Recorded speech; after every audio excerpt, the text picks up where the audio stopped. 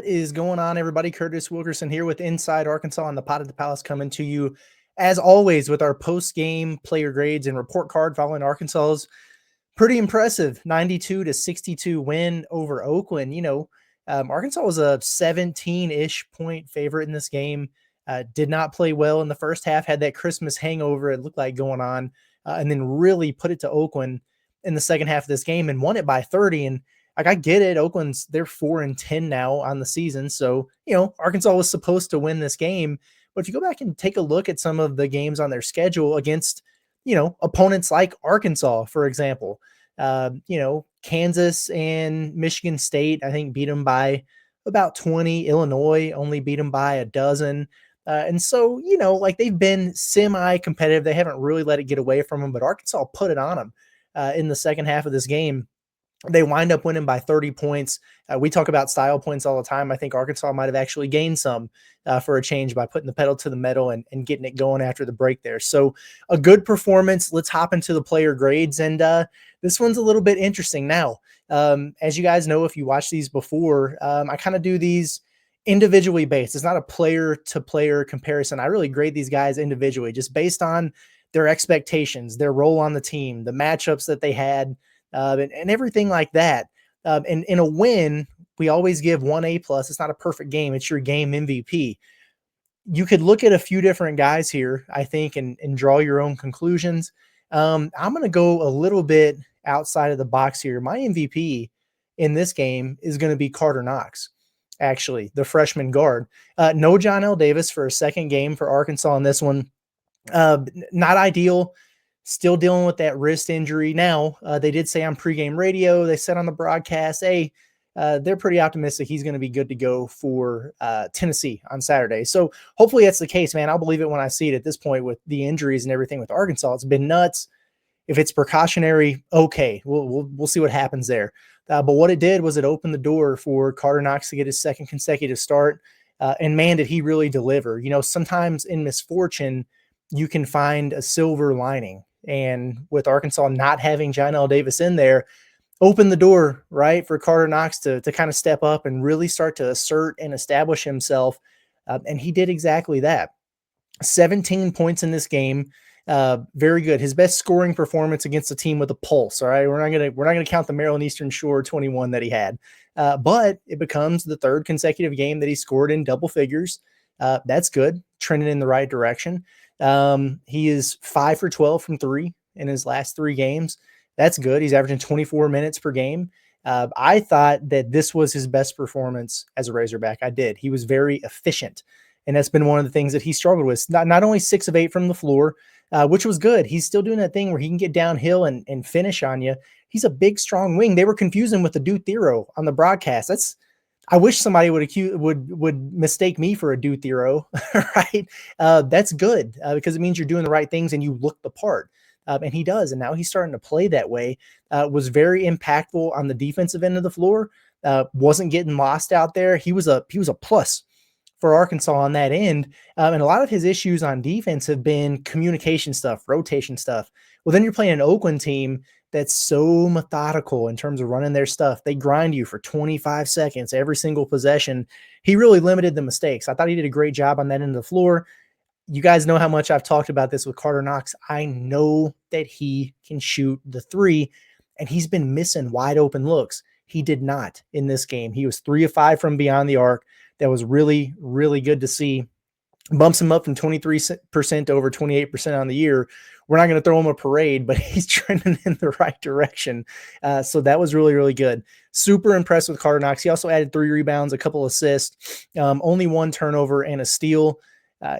He played 28 minutes in this game, and Arkansas was 20 points better than Oakland with him on the floor. They needed somebody to step up and kind of fill the void with John L. Davis out of there, and he did that.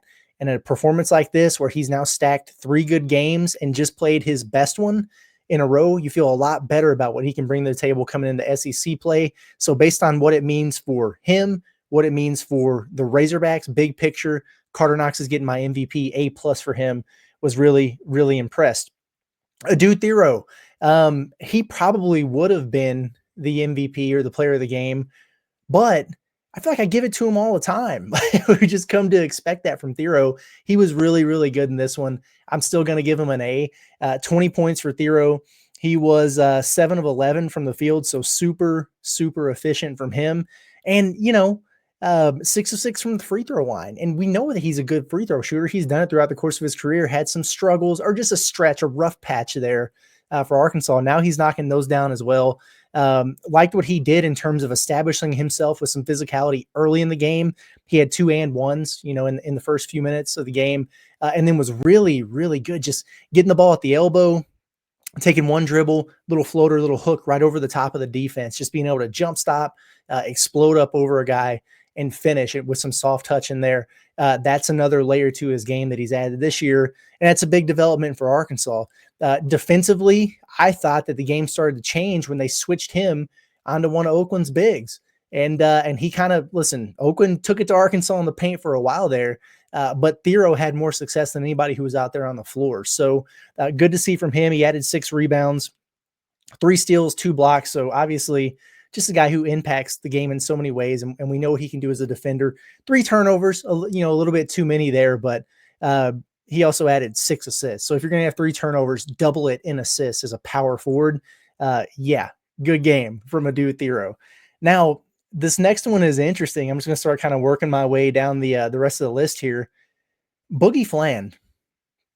If you look at his stat line at the end of the game, you see, wow, 24 points. He led Arkansas in scoring, 9 of 16 from the field. So he's over 50% from the field, 5 threes, 5 of 8 from 3. Okay, he had a couple rebounds, 6 assists, 0 turnovers. Arkansas's plus 31 with him on the floor in 36 minutes. That's your MVP. Not quite. What a tale of 2 halves from Boogie Fland. Here's what I'm going to do. Maybe it's controversial. He gets an A++++ for his second half. There's 2 halves to a basketball game. He was dreadful in the first. 1 point, he was 0 of 6 from the field. Couldn't get anything going. He got poked in his eye. So he was walking around there seeing out of one eye. Maybe his worst first half of the year and his best second half of the year. Yeah, B+, just because of that. It's a 40-minute game, dude. You got to play 40 minutes. I'm kidding, obviously. But he was just nothing short of sensational in the second half. I made this note in the first half, even though he wasn't playing well, when he came off the floor for a few minutes just to get a blow, there was just a clear drop-off in Arkansas on the floor. Even when he's not playing well, Arkansas is a better team with him on the floor. When he is playing well, Arkansas is really, really hard to beat. And honestly, like as Boogie goes, they go, which is that's a big statement for a team with so much talent and him being a true freshman. I couldn't be more impressed with the way that he bounced back in the second half.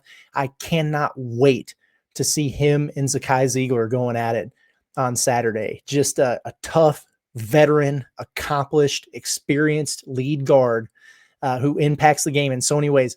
Boogie Fland is second in the SEC in assists. Zakai Ziegler's first, right? We know what he is as a defender. This is a great challenge for Boogie, and I can't wait to see what he does with it. It's going to be a ton of fun. Both New York natives, too. It's going to be a blast. But unbelievable second half from Boogie. Got to get off to a little bit of a better start. Whatever. Jonas Adu.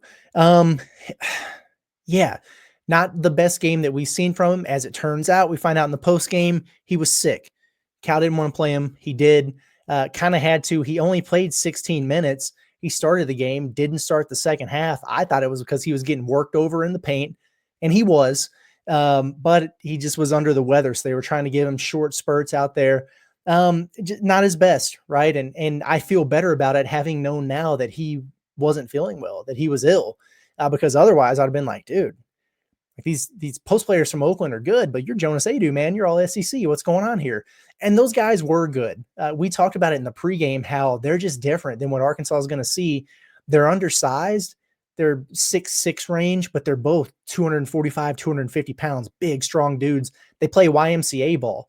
Like they seal you and post you up. It's an old school type of game. You're not going to see a lot of that in the SEC. You're going to see way better players, maybe stronger players, more athletic, longer, more physical, more talented, whatever. But the style that those guys played is a challenge.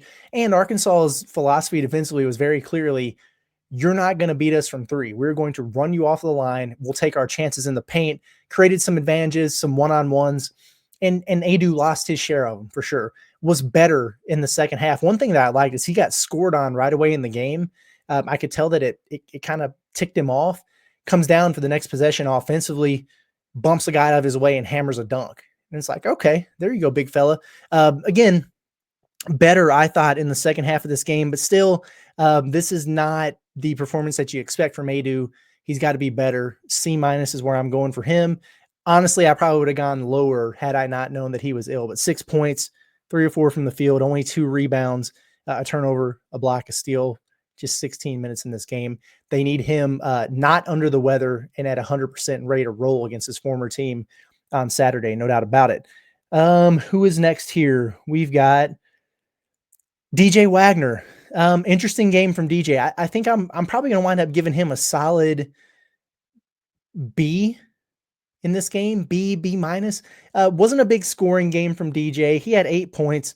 3J Wagner, he is a 40% 3-point shooter. He shot 40% from three in this game, 2 of 5. Thought he did a real good job early of establishing himself.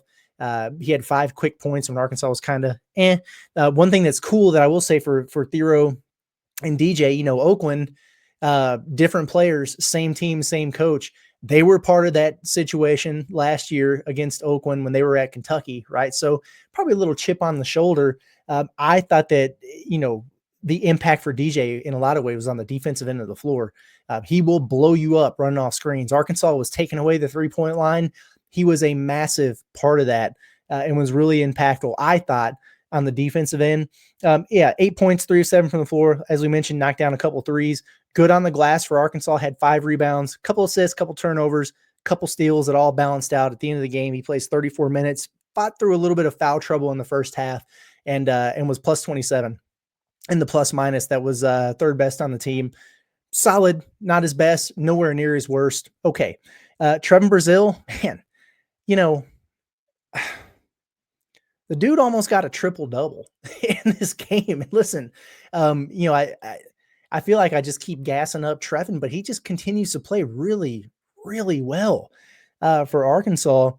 I've got to give him an A in this game. I mean, my God, 9 points, 8 rebounds, 6 blocked shots. We'll go A minus, okay, because he had 3 turnovers. Fine.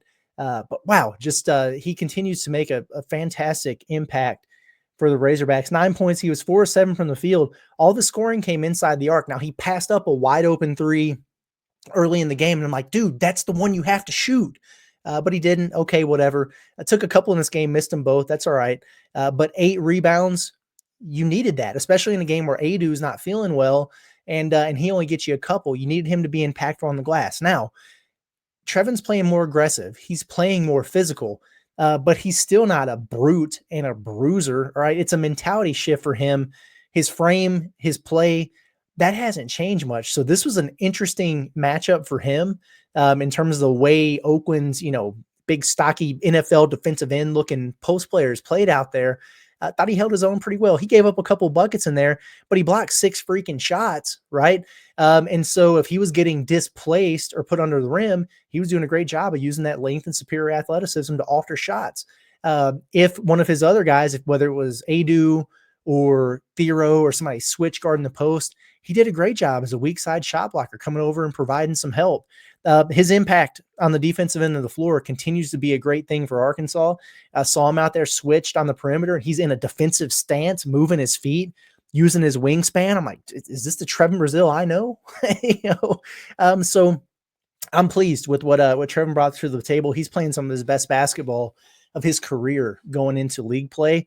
He started the second half there with Adu under the weather. I thought he deserved that. In fact, I think he should be starting, period. I just don't know where you put him unless you move Thero up to the 3. Maybe that's something they do. But then again, Chanel Davis hopefully is back. If not, hard to argue with what Carter Knox has done. So at any rate, whether he's in the starting lineup or not, I think Trevon Brazil is providing starter value for Arkansas right now. Let's see, Billy Richmond. Hey, you know, another solid game from Billy. I'll go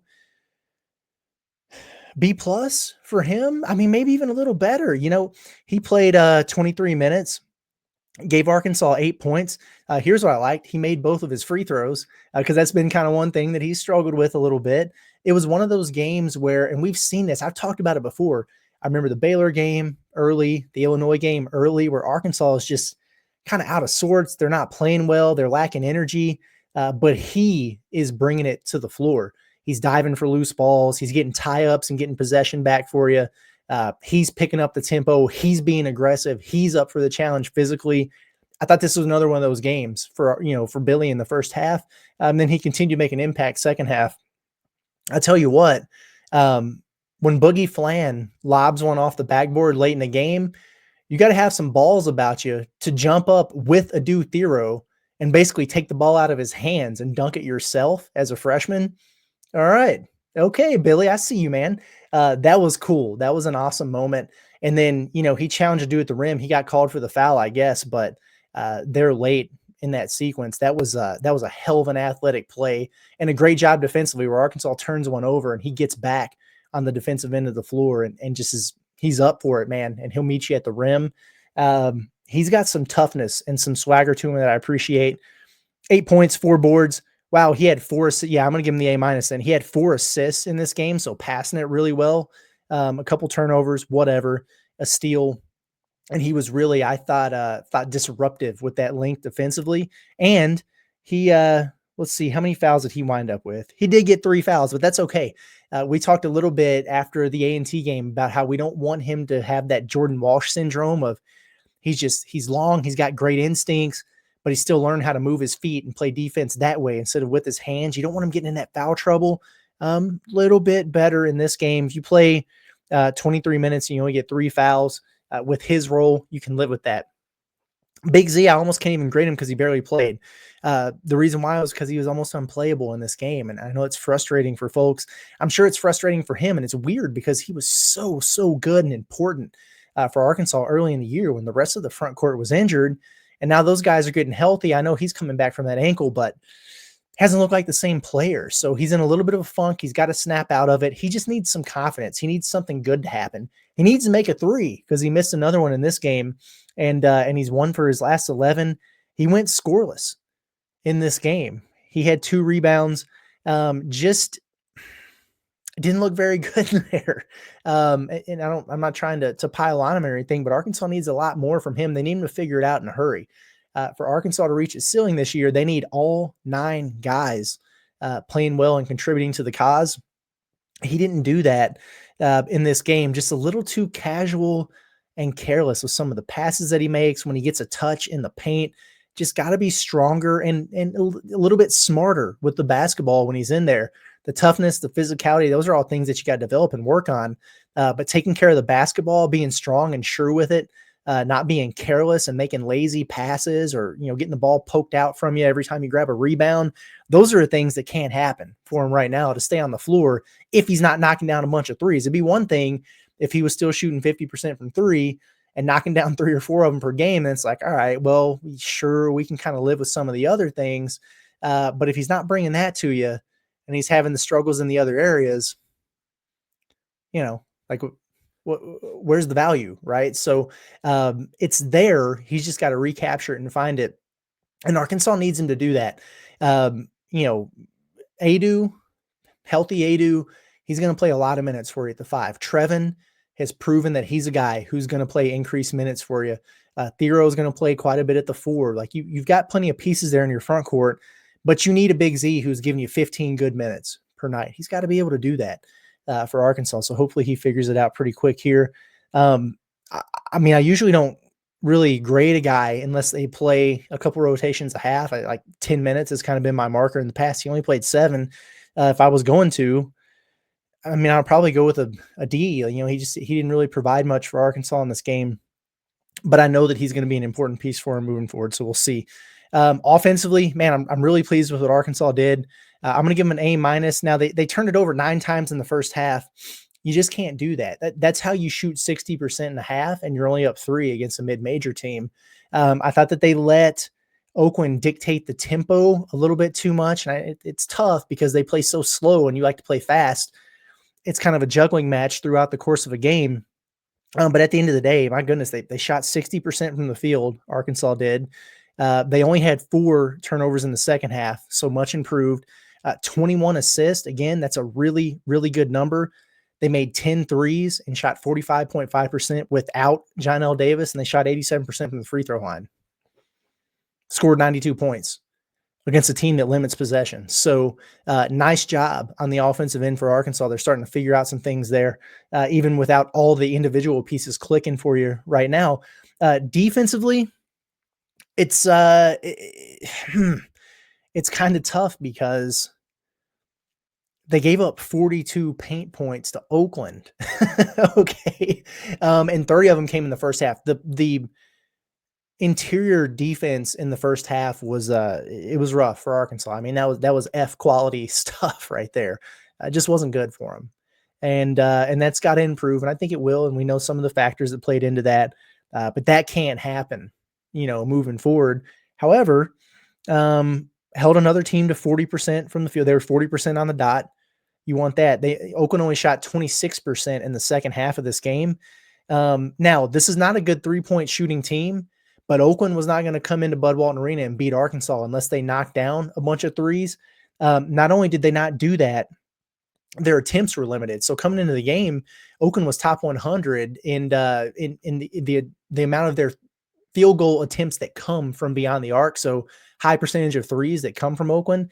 They only shoot at 28%. So they've been shooting a lot of them and not knocking it down. That's usually a recipe for a team that's 4-10.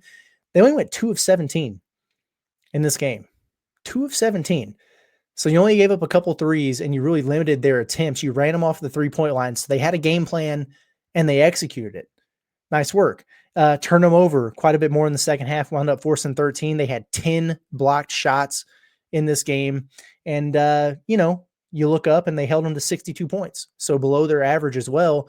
I'm going to dock them harshly for the first half paint defense, but understand that I realize pretty much everything else Arkansas did a great job in. So I'm going to give them a B- actually, because that really irritated me because I just feel like they should dominate a team like that in the paint. They just didn't do it in this game. Maybe that's a little bit harsh. I don't know, because they were pretty good in all the other areas, but that's it. I'm done. Over it. And now we turn the page to SEC play. I cannot wait. I mean, think about this. 11-2 Arkansas. They won 6 in a row. They're ranked in the AP top 25. They're opening SEC play, the first SEC game under John Calipari. You go play undefeated number 1 Tennessee on the road. Does it really get any better than that on a Saturday? I cannot wait for this game. I'm looking forward to talking about it with all you guys, and I'll be back in the morning to do exactly that. So appreciate everybody for tuning in. Make sure you get subscribed to the YouTube channel if you haven't done so already. We would certainly appreciate it. It's been Curtis Wilkerson with Inside Arkansas and the Pot at the Palace. We'll see you in the morning. Everybody have a good one.